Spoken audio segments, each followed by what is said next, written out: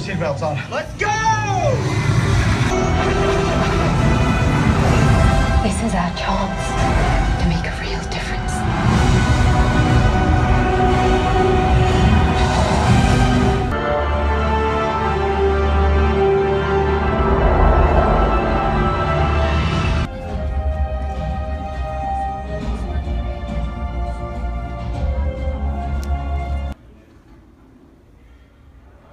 Alright guys, so I did manage to check out Max Steel.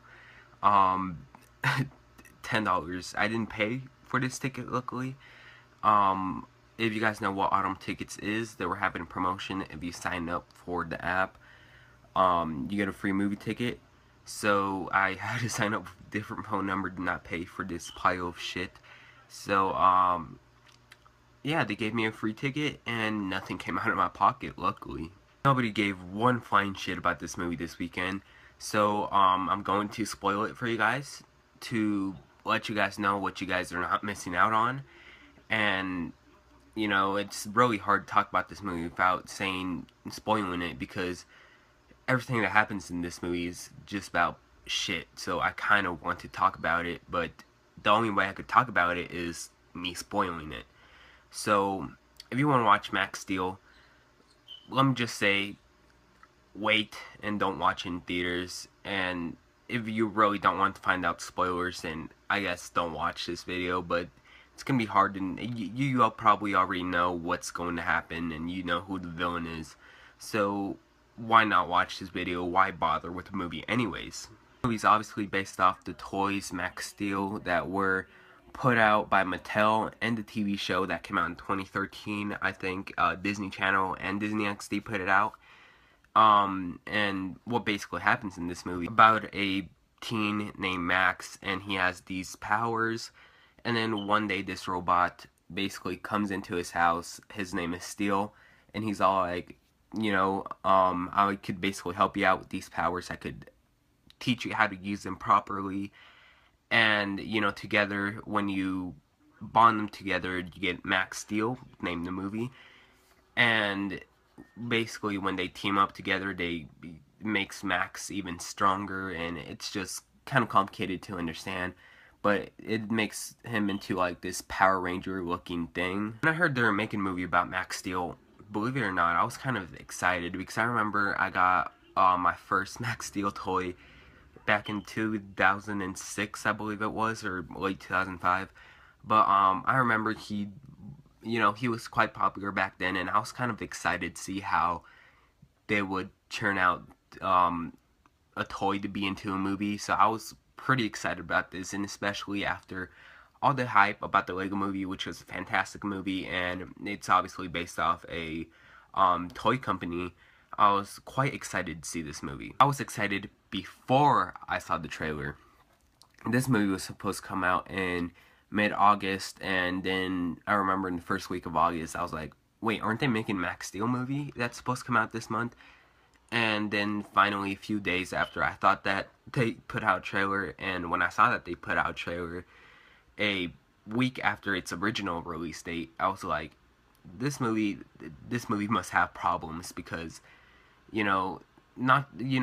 the fact that they put the trailer a week before it was supposed to be originally released, and I saw a trailer, and holy shit, it kind of looked really bad, but at the same time, I wished it could have been one of those bad movies I could have fun with. I was like, you know what, I'll wait till DVD, till one day I was watching TV, and they actually put a TV spot for this movie. I was like, they're actually gonna release this in theaters?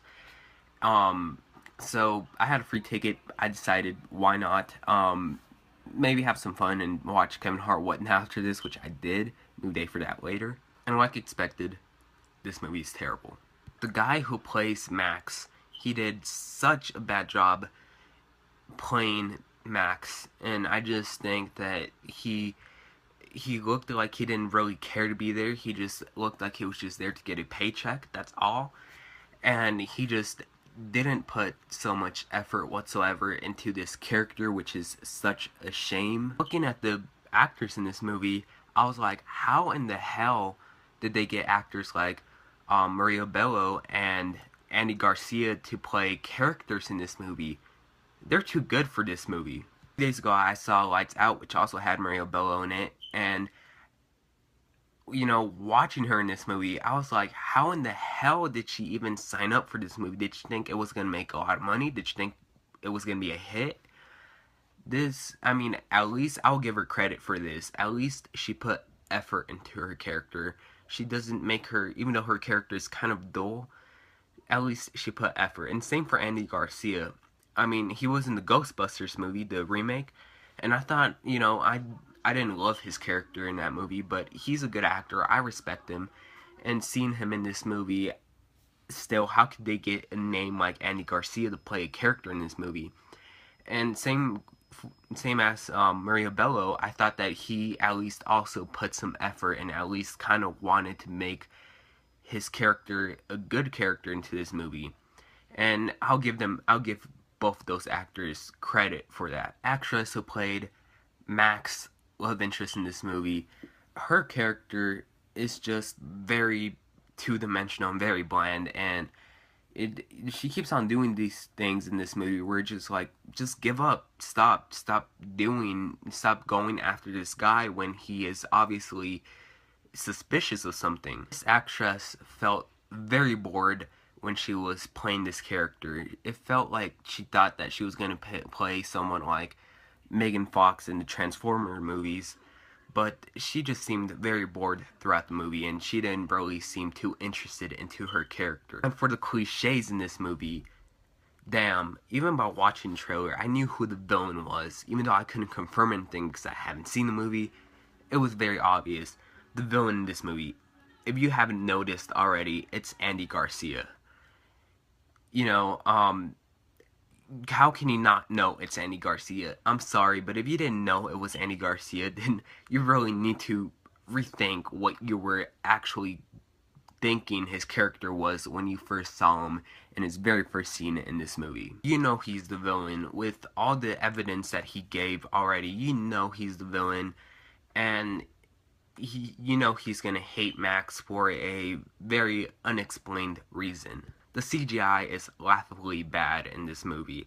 I've literally seen apps for free in the App Store that look more believable and have way better CGI than what they offered in this movie. I think that the CGI in Fantastic Four last year looked terrible. Take a look at this and you might want to rethink which one is worse. Whoever wrote the script to this movie needs to get fired like right now, because it just, some terrible dialogue and cringe dialogue at times too. I already named 2 things that I liked about this movie. Of course, Maria Bello and Andy Garcia. But there is still one thing that I liked in this movie that really saved, well, the movie's already bad, but another character that I really liked in this movie, and it was Steel.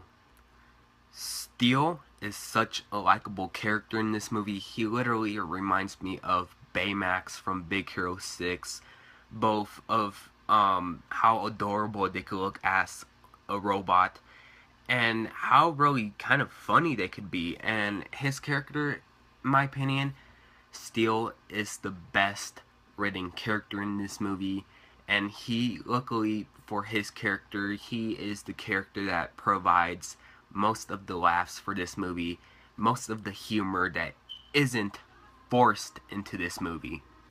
Sorry about that, I had to change my lighting, but anyways, I'm gonna give Max Steel my second lowest rating. That's time loss. Yeah, what an insult to the toy. But anyways, have you guys seen this movie? What you think about it? Don't see this movie in theaters, but thank you very much for watching. See you guys later. Bye.